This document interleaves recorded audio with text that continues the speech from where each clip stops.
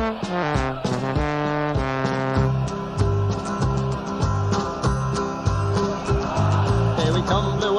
we're looking good, you'll be in for a fight, and we fight pretty good. Getting goals is our job, and we get goals good. Looking good, we are Carlisle United.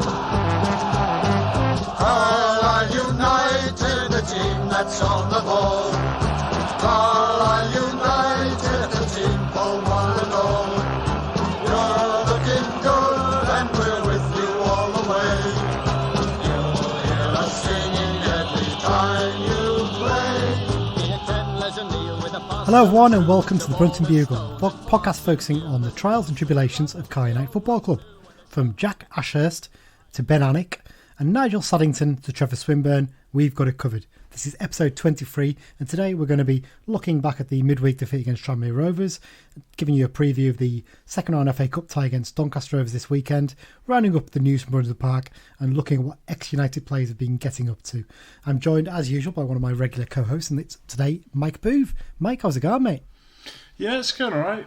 Normally, going into FA Cup second round weekend, I'm like buzzing with excitement. I'm a big fan of the FA Cup, but this year it just doesn't seem the same, does it really? No, especially not without fans, and I think it's probably tempered a little bit more, isn't it, by the fact that this announcement about fans coming back, which we'll be discussing in just a minute.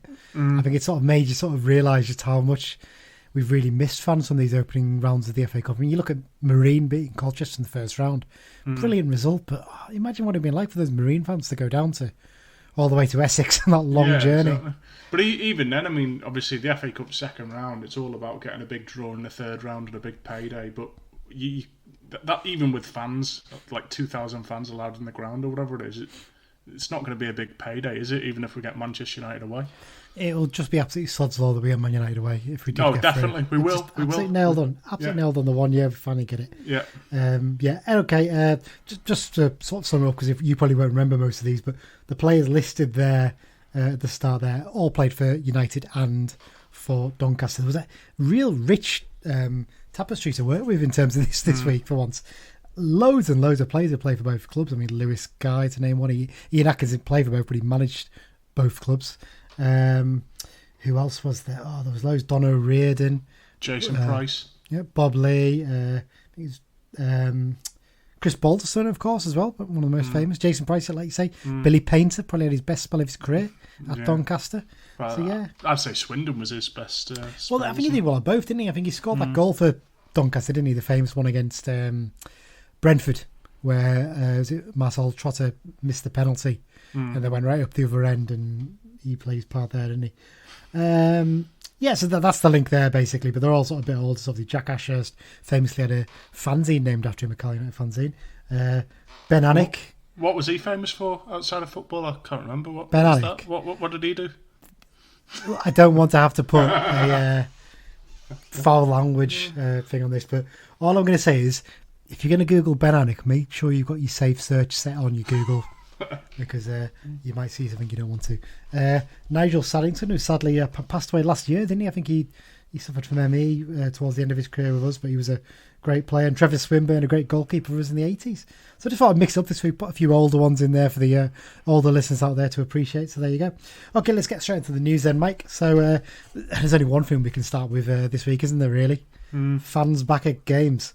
Yep. Finally, we've all been keeping our fingers crossed for this, and we got the great news on Thursday. Cumbria is in Tier 2, and therefore United can have fans back at Brunton Park for matches. Really, really good news, this, isn't it, Mike? It's just gives everyone a bit of a lift, and both of us speaking from the fact that we live in Liverpool City region, so we're in Tier 2 as well. We can actually go to the games with 1-2-2, which is nice. I will be going up because I'm a season ticket holder, so I'm really looking forward to the Salford game in particular now. So we're in Tier 2 and we're initially limited to a 2k capacity.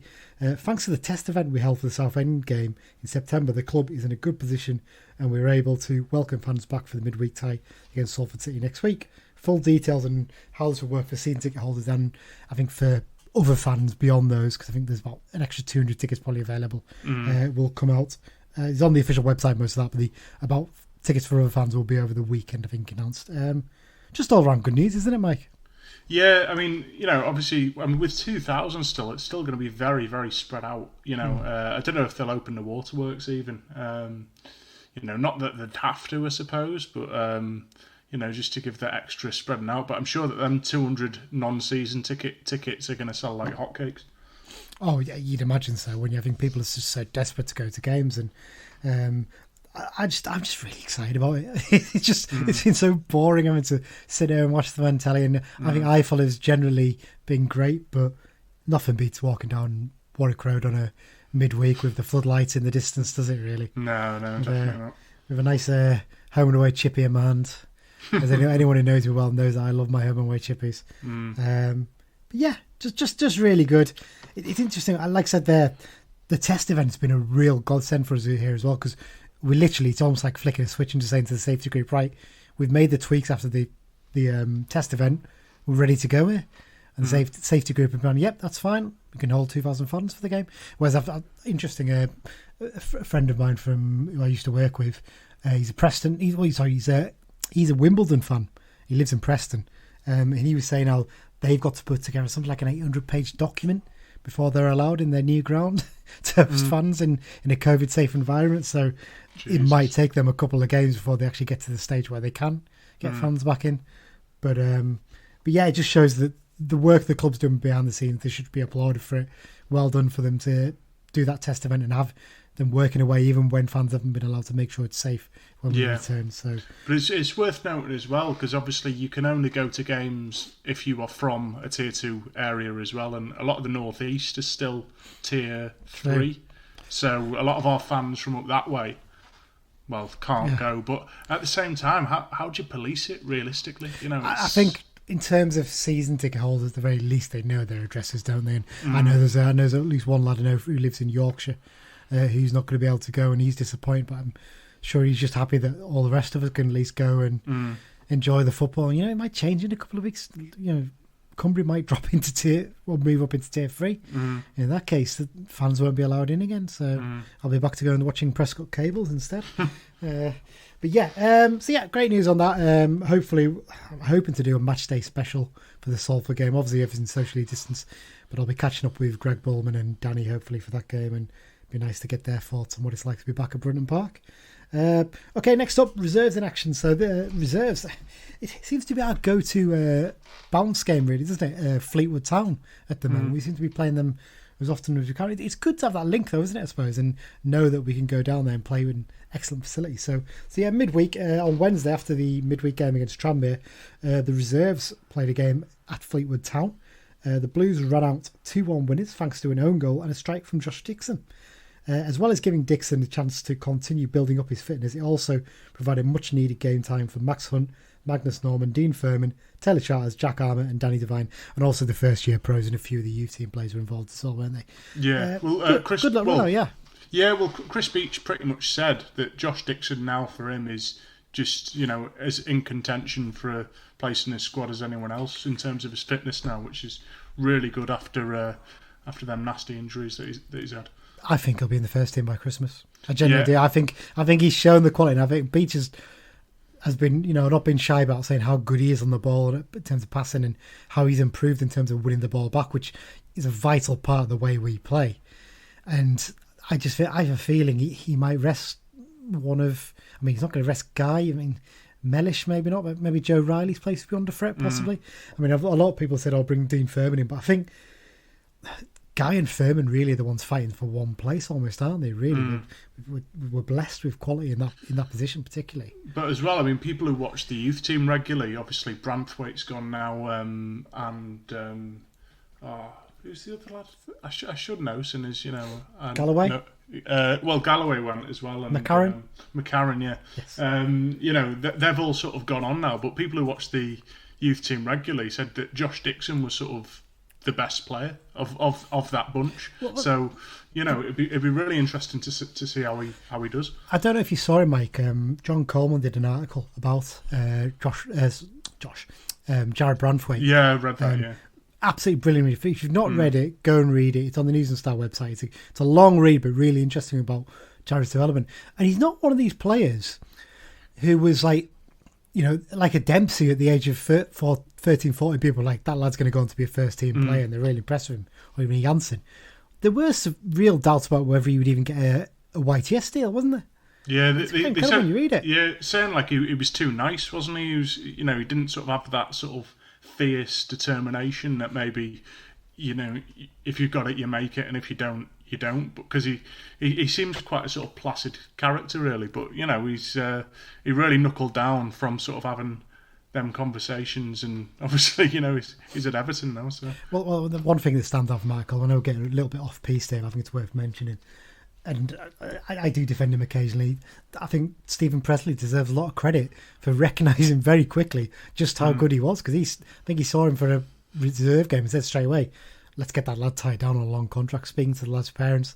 And I think we should, we should be very grateful for the fact that Presley spotted, because we could have had a situation like a Dempsey where he only got a 1 or and then a 2-year deal, and he went on the cheap effectively. And he spotted straight away that the lad had bags of ability, and as a result, we've got a fee that's probably the reason why we're able to do so well this season in League Two.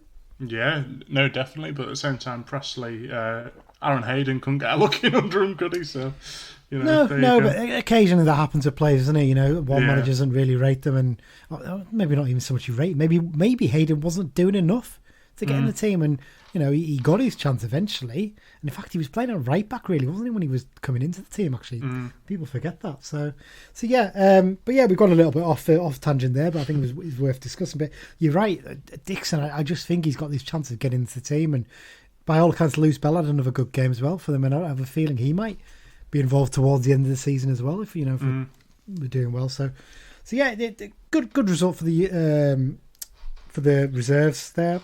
Pleasing one, that one. Just a little bit of fixture news up next. So we obviously mentioned in the previous episode, United got through into the next round of the FA Youth Cup where they face Blackburn Rovers. A date and kick-off time for this game has now been confirmed. It's going to be next Tuesday, the 8th of December, with a 6 p.m. kick-off. This game is going to be behind closed doors, though. I think it's just the cost of running something where it's got to be COVID safe that just makes it impossible to do it. So behind closed doors, but it is going to be on the club's YouTube channel again, which is great news. Additionally, United's League 2 home fixture against Mansfield Town on Tuesday, 15th December, will now kick off at 7 p.m. instead of 7:45 p.m. Interesting, this was announced just before, wasn't it, I think, or was it just after the news that fans were allowed back at games was confirmed? I'm not 100% on that one. Yeah, it was around the same time, wasn't it? Yeah, well, in fact, it was yesterday, so it must have been at some point yesterday. So, but you imagine it's one of these things that maybe had been in the planning a little bit longer. And I know some fans have sort of said, it makes it more difficult for us to get to games and stuff like that. And do understand that.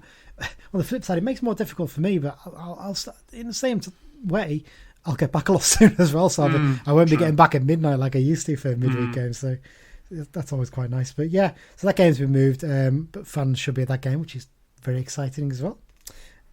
Okay, let's move on to match review. So the Tranmere Rovers game. So it finished Tranmere Rovers 1, Carl United 0, the midweek fixture on the Wirral. Not really a great night for United, really, was it? I don't think it was a particularly dreadful performance, but just never really got out of second gear, did we, really? Which not of the races at all. Leaves us in sixth place on 23 points with a +4 goal difference. We're now 6 points behind leaders Newport County, who have a game in hand, and 2 points behind third place Cambridge United. Tranmere came to this game on a really strong run of form, and I think their confidence was very clear to see in this, wasn't there? And then they look like a side that you look at them and you think, why on earth have they been down there near the bottom at the start of the season? And just shows what a poor job the previous manager Mike Jackson did, doesn't it, really? Because I'd argue they're probably the toughest opponent we've faced this season. And we weren't a million miles off them. They were just that little bit better on the night, weren't they? Yeah, well, as well, they got 65% possession. It's not easy for teams to get that much possession against us, the way that we sort of, chase them and win the ball back. But this season, obviously there's a lot of sort of weekend, midweek. We have not once managed to sort of win on the weekend, win midweek, and then win again on the weekend. We haven't done it. And, it's sort of raised every week, isn't it? That I think we need to be rotating players because there's just the fatigue was it was obvious in that game. It really was. Yeah, it's one of those ones, isn't it? I can sort of see why, and we will get on to this in a minute about the fact that maybe we need to be rotating things, but the manager will argue, well, sometimes as well, having a settled lineup helps players know their roles and they're playing well, and you can't really drop them at times. But I think we're lucky in that we've got an FA Cup game this weekend, because he probably will make 2 or 3 changes that I thought. You'd imagine Dewhurst is going to come in, having not played as particularly in the midweek reserve game either, that he's going to feature in this one, having played in the first round. And I wonder if he maybe won't change the defence, maybe Armour in for Anderton at a push. But I think the rest of it might stay the same. And in midfield, he might bring Furman in for Guy if there's any doubts over him. But yeah, let's get on to the talking points, as you said there, Mike. And I think tired legs is the first thing that I picked up here. And yeah, I think for the first time in a while, we just didn't look sharp in this game, did we? We even in games where we looked a bit tired, this one we just looked that little, second half especially. I think first half was very evenly matched, actually. We've probably got to say that. They had a good chance that they probably should have scored from, but then Mellish had a good chance that their keeper made a decent save. So yeah, I just think we're struggling to get to those second balls. And something I've noticed in recent weeks is, particularly on set pieces, on corners, Luis Alessandro doesn't go into the box for them. What he does, he sort of lurks on the outside. And he always picks up that ball when it comes out. And whether he gets the ball and plays it back to Farmer and we rebuild again, or he gets it back out to Guy on the wing or to someone else to put the ball into the box, he's always there and he's always sharp and alert and ready to pick up the pieces. He just wasn't quite on it, I don't think, in this game, and that really showed. And I mean, well, I was just going to say, I've said for a while with Alessandro, I don't know which one is sort of the dominating factor, but when he's not playing well, the team doesn't play well, or is it when the team doesn't play well, he doesn't play well? I think you're absolutely right there. I think when he plays well, we play well, because he links the team so well, and he makes such good use of the ball. He doesn't give it away much at all, does he? He plays those intelligent balls through for the fullbacks to run onto as well, and the wingers. Yeah, I think it's just one of those games. He just didn't have a great match, did he? And I think it just caught him out a little bit. So, bit of a shame, really, that. But yeah, because I mean, you look at the lineup at the start, you'd probably argue, with Dickinson being out injured and other players not being available, it's probably the strongest team we can pick at the moment, arguably, in terms of best players and the best lineup that works well together. I mean, your defence and keeper pick itself. We've said that already. I think Bennett has shown, even in the first couple of games, that he's probably just a little bit level above McDonald's in midfield. And Guy and Mellish pick themselves well. Riley's maybe the only one you'd have a question over. Maybe Patrick could go into attack, but other than that, that's your strongest lineup, isn't it? Basically, yeah. But yeah, I think it's maybe you have to ask questions. Is it time to freshen things up? Do you maybe bring Dixon in for the next game, possibly for Riley, or do you bring Furman in for Guy, maybe to freshen things up and give Guy a rest ahead of the Salford game? Yeah, I mean, for me, the Salford game takes priority this season. It's too early to be saying 6-pointer, but it's we're both sort of at the right end of the table, and I would rather we have our best players playing against Salford than Doncaster, to be honest. Yeah, definitely, and I think it's good for the fringe players as well to get a game and get a chance to show what they can do and keep them happy as much as anything. And like I say, it isn't the major priority. It'd be great to get through to the third round, but in the grand scheme of things, I'd rather keep ourselves up pushing for a top 3 place. Yeah, definitely. Progressing any further in the FA Cup. At the end of the day, we've got our money from winning the first round and for being on telly in the other 2 rounds, so we've made a bit of money out of it. We're not going to make a huge amount more beyond that, are we, I'd have thought? No. One of those ones, isn't it? Yeah, okay, next one. I had to bring this one up. In fact, no, we'll go into the strikers still misfiring first, before we go into this other one. It's another game where the front line struggled to make an impact. I mean, Mellish, once again, was our biggest goal for it. I think it was something like 60, 70 minutes in. I think James Phillips said that was our first player who wasn't John Mellish to have a shot in the game. And it's not great, that, is it, really? And Coyote had a great game at the weekend, but I think he met his match in Munter and Clark, didn't he? And 2 big, strong, experienced defenders who know the game inside out. And yeah, I think it's another learning curve for him, isn't it, really, a game like that against 2 players like that, I think. Yeah, I mean, it's easy to forget that Coyote is still a kid as well, really. So, sometimes experienced players, they know a lot more than he does. Yeah, I think we have to keep saying this on the podcast. He's only 20. He's still a young lad. He's the fact that he's played probably pushing 30 games for us now, and he looks a big lad. He looks like he's an experienced player. He's not. He still is learning the game. We've got to keep that in mind. I think Patrick looked decent when he came on. I think he looked lively, and I'm just a little puzzled why we didn't use him more and get just. There's nothing wrong sometimes if a player comes on and he looks lively, thinking right, just get the ball to him at every opportunity. Don't ignore the right side. Alessandro can then come inside a little bit, and you just say, get the ball to Patrick and tell him just run at that fullback every chance you get. Yeah, definitely. You get Mellish and Coyote and Alessandro into the box to challenge things.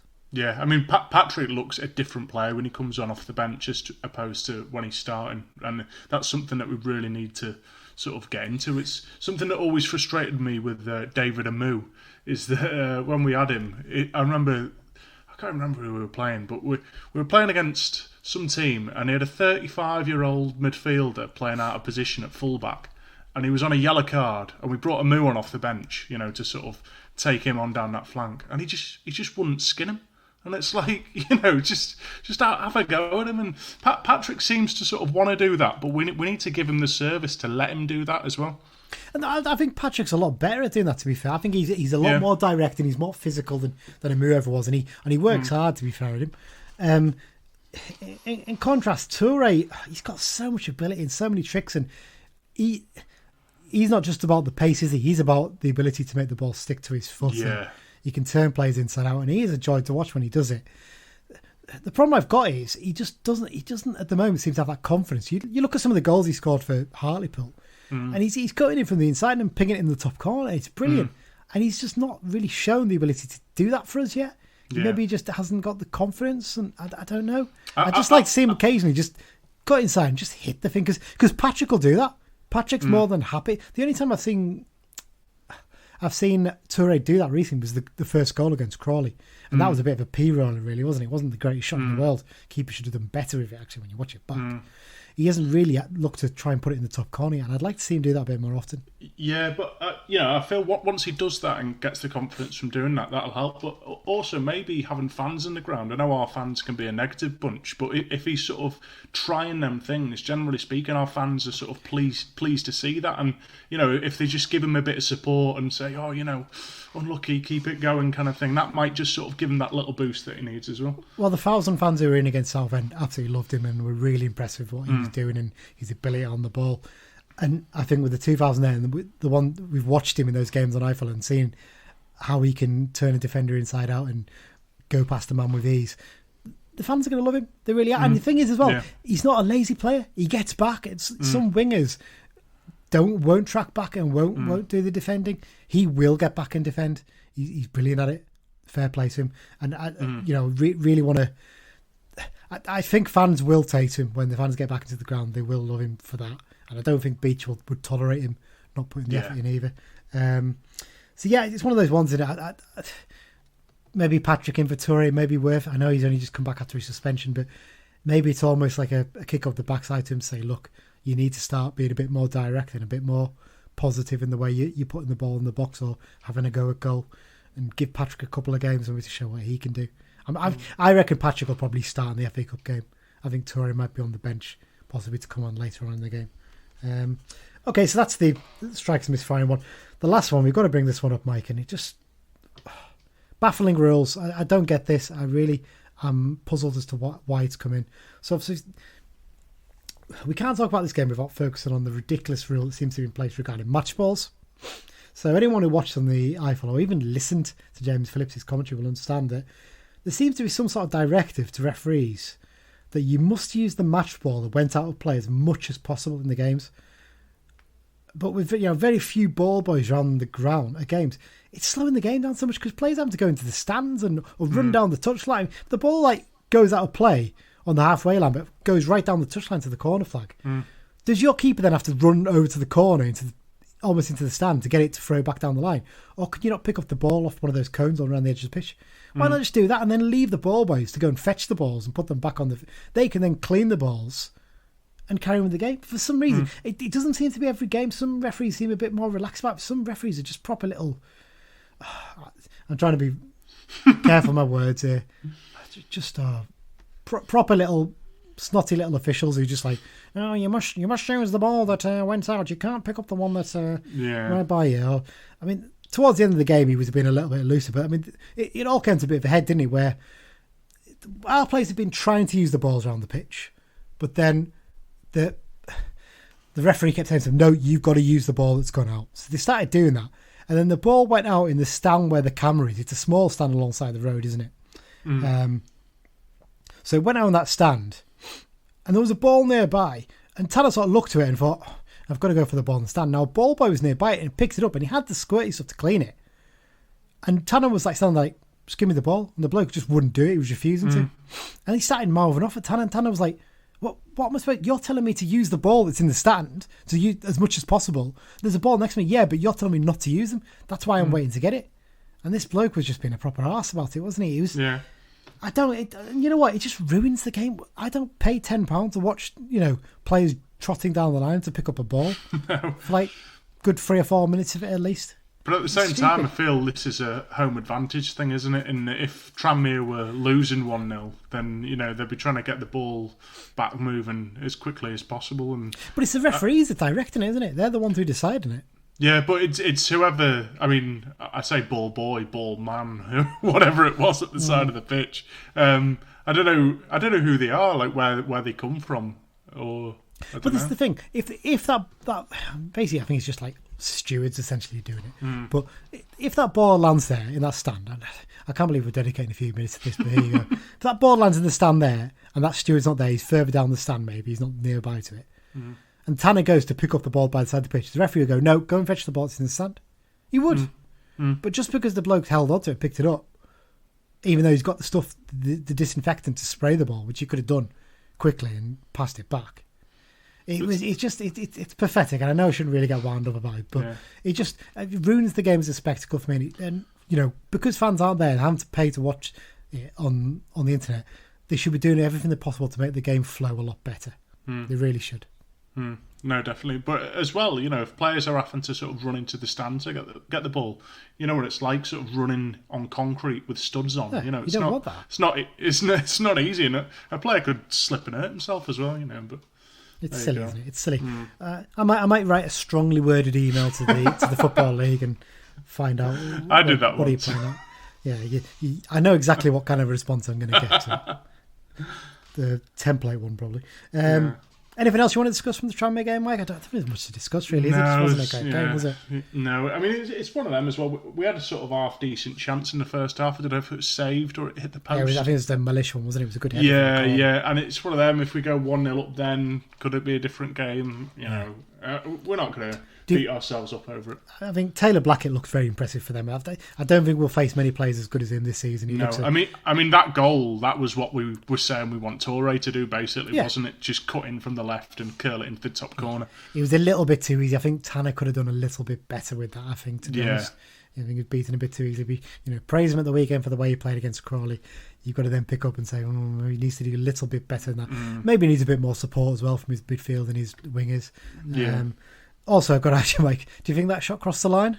The Farman one? I didn't think it did. I didn't think either. I think a lot of people say, it definitely crossed the line. But if you watch it, he's a good 2 or 3 yards off his line when he makes a save. And he doesn't bounce miles behind him. So I think he's just about kept in. I think as much people say the linesman wasn't up with it, he wouldn't have been that far away from it. And I think he's got a good sight of that and knows it hasn't crossed the line. But again, with fans in the ground, I think, was that at their sort of cop end as well? Yeah.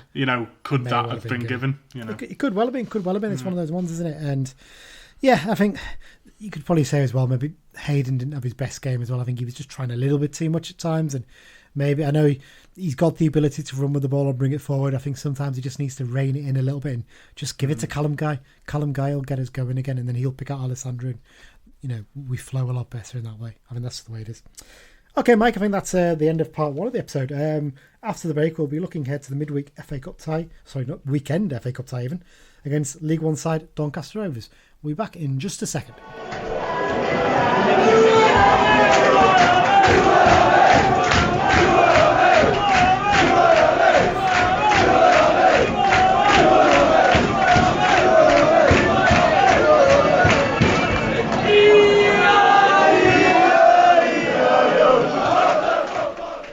Okay, welcome back everyone. We're back for part 2 now, where we're going to be looking ahead to the weekend game against Doncaster Rovers, League One side in the FA Cup. That halfway sound clip I used there, Mike, I've used it too much now, I think. I've got an idea though. I've got an idea in my head. I'm going to try out over the next few weeks. Try and get it sorted. It'll be a nice little surprise for you. So Okay. I'll see if I can get that done. Surprise for everyone. FA Cup action this weekend. Little break from the league. Probably welcomed after the midweek defeat. And we face Doncaster Rovers in the FA Cup second round at Brunton Park. It's on Sunday. It's a 1:30 kickoff. It's once again on the iPlayer. Just hopefully this time it works. That's what we're praying for, isn't it? After the farce that was the Hayes and Yedding game. And like I said to Dan before, I think that's probably more down to the facilities at Hayes and Yedding's ground. They wouldn't have had super fast broadband, which I know they do have at Carlisle, because obviously they need it for the iFollow stream. So yeah, I think we should be fine. Fingers crossed. Said it now. Touch wood. Yeah, I'm pretty sure I've jinxed Pretty it. sure because the last time we were talking about this, you were saying that no, iFollow has generally been superior to this BBC coverage, that went well. and then that went to pot. So there we go. Yeah, that was a bit of a farce, that one, wasn't it, for the Cheltenham game? Yeah. Okay, Doncaster Rovers. So let's run down some interesting facts then, Mike. So Rovers were formed in 1879, quite an old club actually, after Albert Jenkins, fitter at Doncaster LNER Engineering Works, the plant, got a team together to play the Deaf and Dumb Institute. After the game, they decided to set up a football club, and Rovers was formed. They joined the league in 1901, before United even formed. They were invited to replace New Brighton Tower. Now, just to sort of clear things up here, because we've talked about New Brighton a bit recently, haven't we, on this programme? Quite an interesting club. New Brighton Tower were the club that existed before the other New Brighton that were in the league, that United played in the league. So New Brighton Tower were one of the first clubs in the Football League. They were named that because, like Blackpool, New Brighton used to have a big tower, and the ground was right next to it. It's quite there's some interesting photos. I'll try and dig them out and put them on Twitter for everyone. Really interesting club they were. I think baseball was played there as well at the ground. They had a baseball team there. So quite an interesting little setup there. But anyway, that's New Brighton. We're not talking about them. We're talking about Doncaster Rovers here. So traditionally they wear red and white hoops, although they've had a sort of mix of all white kits and all red kits. And I think in the early years they had navy blue and yellow, quite similar to what United had when they were Shadingate United in the early days. They've had a few unusual players play for them down the years. So comedian Charlie Williams played for the club from 1948 to 59, and former owner John Ryan, who helped save the club from ruin even, put himself on the bench for a game in the conference and was brought on as a late substitute at the age of 52. I think it was basically right at the end of the season, and they'd already qualified for the playoffs, and I think the game they were playing against, it might have been Hereford or something like that.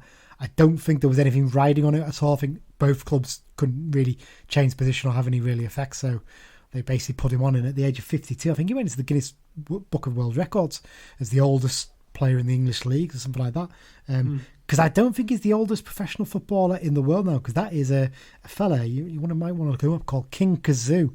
I can't remember, that's not his actual name, but his nickname, and he plays in Japan in the second division. Yeah, he's like 50 odd, isn't he? 52, 53, I think he might be. He's incredible. Like, you look at the shape he's in, I'd have him up front for United. No, well, we might struggle with the pressing maybe that we play now, but there you go. So yeah, some unusual players. Their FA Cup record, not as good as United. So United have made it to the 6th round before. The best that Rovers have managed is the 5th round. But it was quite a successful spell. It was in 1952, 54, 55 and 56. They managed to make it to the 5th round of the competition. This is interesting. I mean, they've been a club who's had quite a few issues down the years, haven't they, in terms of owners. All came to a head in 1995, where a fire caused serious damage to the main stand at their former Bellevue ground. The police soon arrested 2 people after a mobile phone was found at the scene. Both people were charged with arson, but then later, the club's then owner, Ken Richardson, was charged with conspiracy to commit arson and found guilty and was sentenced to 4 years in prison. Tried to burn down the main stand for insurance purposes, by all accounts. Quite incredible. I think they ended up getting relegated about 3 years after that, possibly. So yeah, they went out of the Football League. They've had to sort of build themselves back up, get back into the league. And I mean, since then, they've sort of just bounced about, haven't they, really, mostly between League One and the Championship. They dropped down to League Two again, didn't they, I think, a couple of years ago, but they went straight back up, I think, the first attempt. Yeah. In the season where we missed out on the playoffs, didn't we? Yeah, they're just a good, solid Football League. You think of Doncaster Rovers, you think of them as a Football League club, don't they? Yeah, and there's a lot of parallels between United and and Doncaster, actually, because both towns are quite famous for the fact that they're railway towns. They're meeting points of different railways, and Doncaster was obviously on the original East Coast Main Line, still are now, and obviously United on the West Coast Line.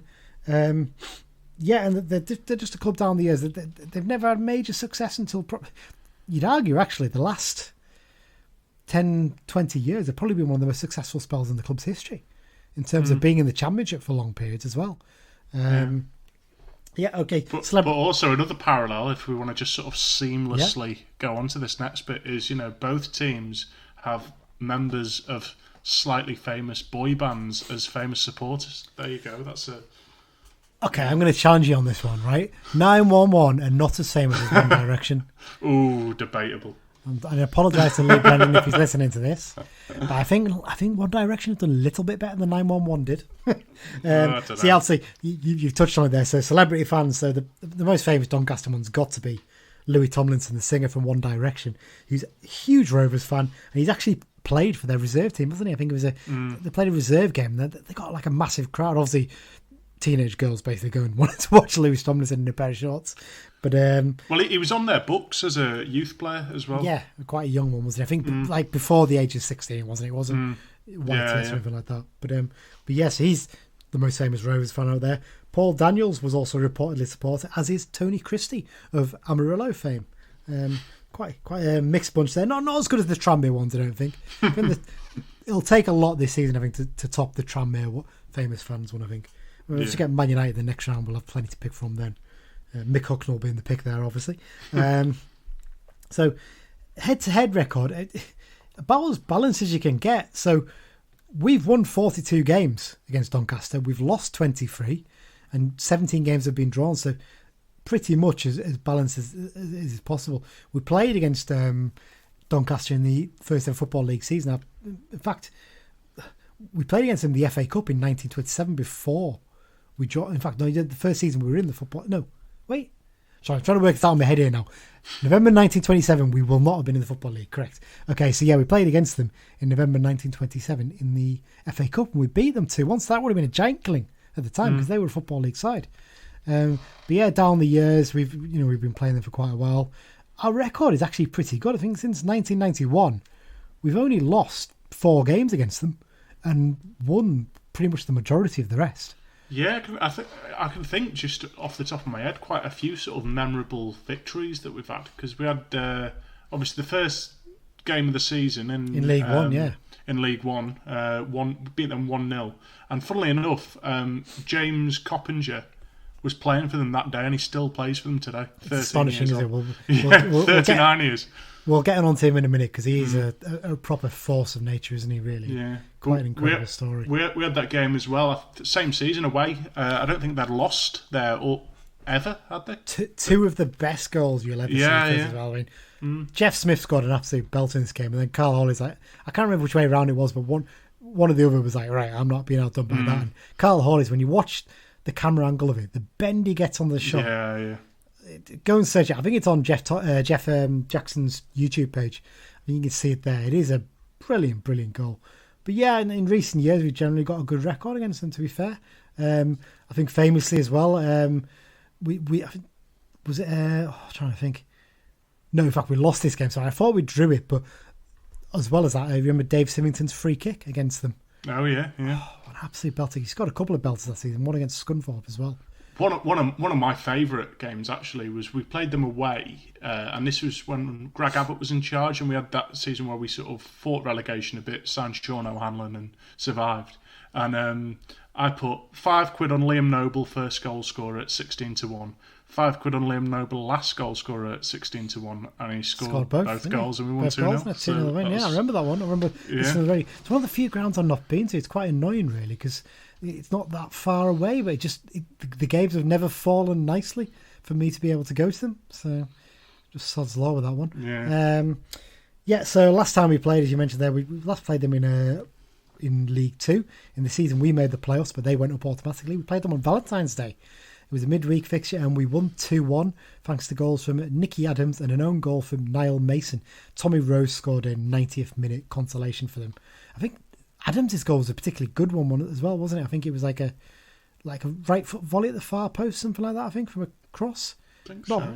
Can't remember exactly, but I mean, looking back at the lineup for that game, so you had Mark Gillespie in nets. I'm guessing, looking at it, Gary Liddell was playing at right back. His centre backs were Rains and Brisley. Left back Macaulay Gillespie. Midfield of Jones, Joyce, Lamb, Adams, and O'Sullivan. And up front you had Jamie Proctor. Subs coming on. Jamie Devitt came on for John O'Sullivan.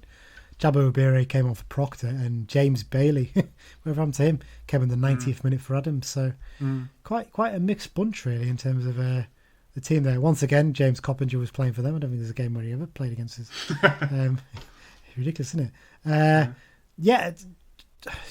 In fact, it wasn't. I thought that might have been the famous game when Morgan Bacon managed to get himself booked without actually having played a game for us. So that was the last time out we played them. Good win that was. Let's talk about what Doncaster have been getting up to this season so far. So, points-wise, they're performing at a very similar level to us, but obviously in League One, aren't they? I mean, they played a couple of games less, but they currently have 21 points from 12 games, which leaves them in 10th place in League One. When you look at above them, and Hull are running away with it at the moment, aren't they? They're in fantastic form. Peterborough, as you expect, right up there, and Lincoln as well.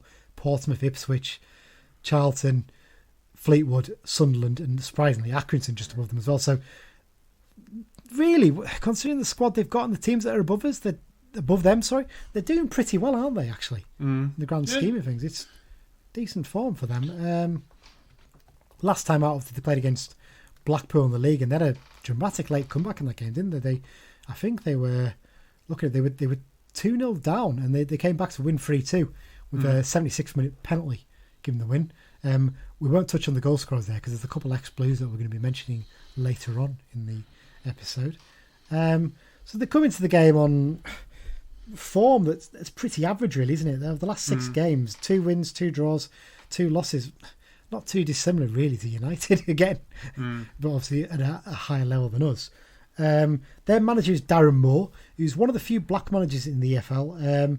Moore is a former Rovers player who took over the manager's job at the Keepmoat Stadium in July 2019 after Grant McCann left to take over at Hull. He's doing a pretty good job at Hull now. Did an okay job at West Brom, I thought, actually, in terms of... I think they went down, didn't they? But they were really impressed with the way he sort of started to turn things round. And then the season in the Championship, they were favourites to go up. And they were still up there. I think they were 4th place in the playoffs and doing okay. But they just decided that I think the home performances weren't particularly brilliant, and he was given the sack. And I think James Shan or something like that took over for the rest of the season. They lost out in the playoffs to Aston Villa, and then Slaven Bilic came in and obviously got them up last season automatically. He seems like a good, fairly young manager, isn't he? And he seems to be doing an okay job there in terms of the way he sort of... Last season they finished about 10 for 12, I think it was. I can't remember exactly. Done okay. They've got a decent League One standard squad. I mean, one of the names stand out there. Andy Butler's been around the block, hasn't he? Yeah, for I think a while. He's about 37 now, I think. He's 37, yes, he is. Yeah. Just looking down the... Let's get on to him then. James Coppinger. He is a force of nature, isn't he, in terms of the way he keeps going. He's their record appearance holder now.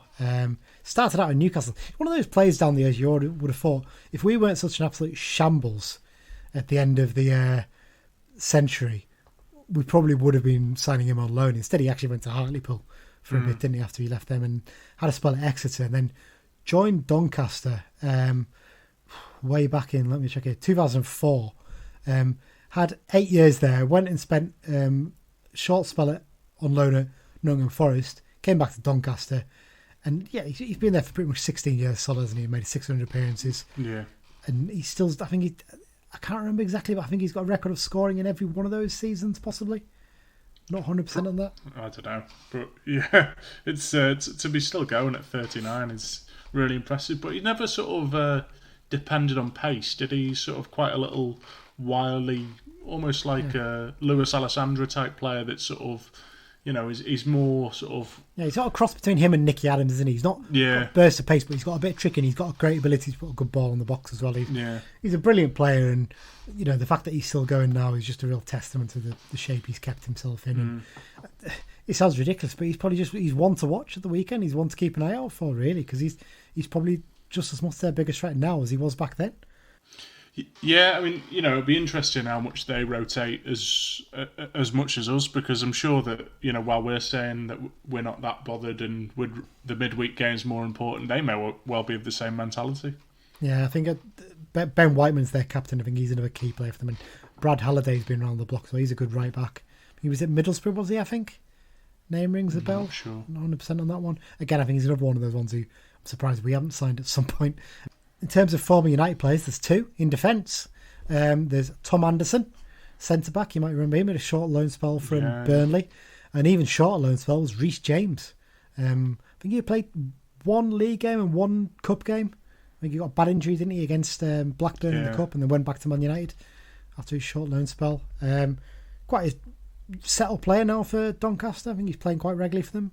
He actually scored at the weekend. We'll get on to again for that in the X-Files in a short while. So that's the way their squad's made up. It's not as many experienced players as they have done in the past, but you look along there with Josh Sims, ex-Southampton. He's a good player, isn't he? He's one who's quite highly rated. I'm not sure if he's on loan. I think he's signed permanently for them. I'm not 100% on that one. It's hard to tell. I'm just looking through the squad list here, so I'm trying to guess. United team news. Let's get on to that then, Mike. Rod McDonald remains out with a groin injury picked up in training. Callum Guy is a possible doubt for this, isn't it? Beech mentioned this today, the fact that the Guy picked a knock when I think he was jumping for a high ball and landed quite awkwardly in the game against Tranmere. I do wonder, even if he is fit, you might just look at it and think, is it worth the risk of aggravating something? Yeah. He's such an important player to us. Dean Furman, he's pretty much the same level as him. So just drop Furman in and give him his game time. And you can always bring Guy on if you really need to, can't you? Yeah, exactly. And it'll keep the South African fans on Twitter happy that Dean Furman's getting a go. Mixed bunch them, aren't they? To say the least. Conor Malley, Brennan Dickinson and Ethan Walker all still out with longer-term injuries. It looks like Conor Malley could be another few more weeks before his foot injury heals. Josh Dixon, as you mentioned before, is now considered fit enough to be considered for first-team squad in all league games as well, and obviously FA Cup. So I wonder if he might even drop him in for this one for Joe Riley, maybe. Give him a run out, maybe give Riley a little rest as well. Because, if you forget, Riley's had a long-term injury and he's just had a good long run of Saturday, Tuesday games now, hasn't he? So it might be nice just to see how Dixon fits in this game. I mean, especially as well, you're playing against high division teams. It might give him a little bit more time on the ball, possibly. Maybe not as physical. So I mean, Doncaster as well, they wouldn't be able to sort of scout Dixon. They wouldn't know him from Adam, really, would they? So I mean, they've got all the Y Scout things these days and stuff like that, but there won't be much footage of him because he hasn't played in games. So exactly, it's one of those ones, isn't it? Okay, Doncaster team news. I've got the joke button ready here, Mike, because I know exactly what you're about to do in a minute. So they've got a little bit of a goalkeeper crisis going on at the moment, haven't they? So at the start of the season, they had a keeper on loan from Stoke City. He got recalled quite recently. So they've signed a keeper on loan from QPR called Joe Lumley. And the way emergency goalkeeper rules work now, you can't say we're going to have him for a month or something like that. It's a 7-day period, isn't it? I was just reading about this beforehand. So they have to do it every 7 days. They have to renew it and say, yep, we've only got one other keeper fit. We needed that keeper. So they basically have to, every 7 days, renew that loan. So every 7 days, that's what they're doing at the moment. But I think they've got a deal in place with QPR. Said, you can have him till January, but we'll just keep renewing it every 7 days just to be sure. I'm sure they'll be able to find a keeper from somewhere else as well if they really needed to. I mean, I'll get out of the way and say that Joe Lumley's an absolutely fabulous signing. But no, it seems a bit of a weird rule, that, because it seems teams might be reluctant to give sort of youth players a pro contract because they'd say, no, you've got a professional goalkeeper, you've got to play him. I don't know, but It's one of those ones, isn't it? I think they've only got one of a keeper, and I think he's one who came up through their ranks. I think he's had a couple of loan spells at Gainsborough and Yeovil. It's Lewis Jones, or Louis Jones. So he's likely to feature against us, Joe Lumley. Tyrese, John Jules and Magka Gomez could both make their return to injury in this game, having missed the midweek game against Blackpool. But John Taylor remains unavailable due to injury. Predictions then, Mike. Come on, let's have yours. I'm going to go for 2-2 and we'll win on pens. Ooh. Penalty shootout win. Yeah. To be honest, I know you want to ask me who I think is going to score, but I don't know who's going to play, to be honest. So it's I can't predict it. No, you're not shitting out that one. Come on, who's scoring? I'll say Torre and Dixon. Why not? Ooh, very nice. Nice to hear Josh's name there. You know what? I'm going to go for the same. I'm going to go for a 2-2 draw. It is a rarity. 2-2 draw, and I'm going to win on pens. I'm 100% behind that. I think it's going to be an exciting game. I think it's two teams that will have a good go at it. With second string players, out there with something to prove. Goal scorers. I really wanted to pick Josh Dixon now. I don't want to pick the same as you. It's annoying that. I think Amari Patrick's going to score because I think he'll play. And why not? Aaron Hayden with a header from a corner. That's what I fancy. There you go. We're both going with 2-2 draws. Might put some money on it like I did with that Cheltenham one. Well, yeah. Didn't win anything in midweek. I'm hopelessly wrong with all my predictions for that one. So that's where it is. Okay, let's move on to the X-Files section then, Mike. So we're looking at what former United players and coaches have been getting up to across the world. So goals is what we always start off with generally on this one. Plenty of midweek goals, isn't there? And quite an eclectic bunch, really. Kyle Dempsey scored for Gillingham. I think that's his first goal for them, I think, possibly. Yeah, I haven't seen him score any others, but he may well have done. Nice to see him on the score sheet. Here's another one, we might not have heard of from a while. George Glendon scored for Chester. Wasn't he off in some mad foreign league for a bit, or did I imagine that? Did he go to Holland? Let me just double check on that one. I have a feeling he might have played in Holland for a short while after he left us. You might be right on that. Let's see what it says on the old internet. I think he might have had a trial because he'd not shown that he played in Holland. I think he went over somewhere and had a little trial in Holland. So there you go. Who else has scored? My tablet's now frozen. Jerry Yates scored again for Blackpool in that game against Doncaster. Reece James scored in that Doncaster game as well. Jerry Yates is on a really good run of form, isn't he? And him and Medine just seem to have a really good partnership. Yeah, it's nice to see Gary doing well for himself.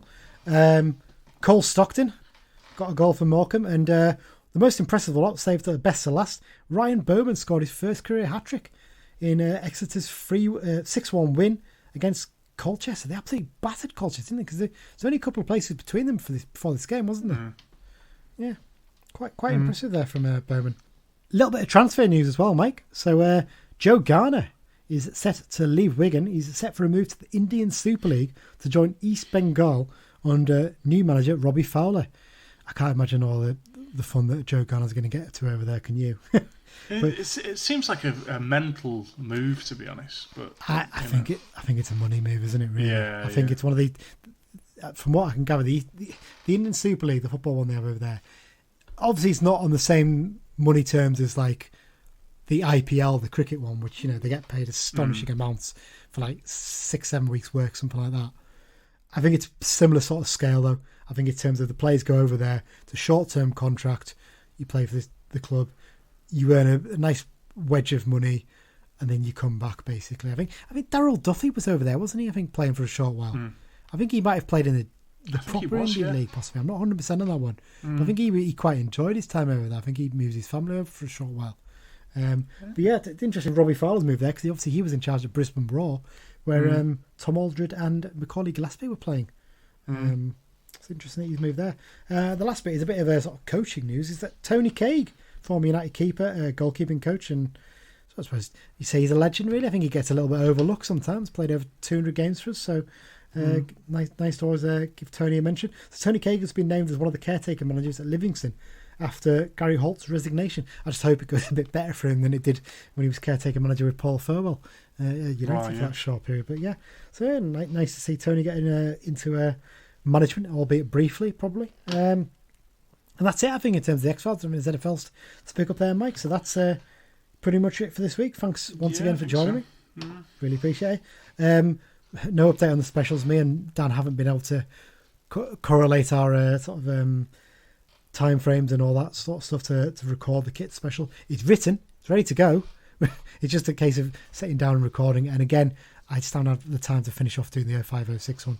I might do it as a little Christmas treat, maybe that would be a good idea, Put it out over Christmas, because it's going to be a busy period and I'm not sure we'll have time to record all the podcasts over the time. Or if we do, we might just do mini episodes, possibly reviewing games and things like that. If there's anything else you'd like us to discuss, if you think there's anything, maybe because we often find that with the news section, there's not always huge amounts to talk about, is there, in terms of we play midweek games, so stuff gets covered in one episode, but then the next episode it's very quiet.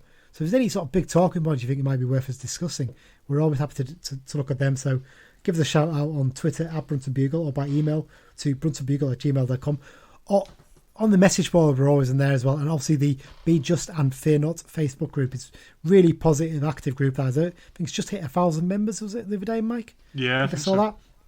It's great. There's always pictures of players and players' birthdays are discussed there, and great games that we've played and videos from matches. It's fantastic. It's really worth getting involved in. But we're always in there as well, and always asking for content and people, what they want us to discuss. So give us a shout out on there if you can.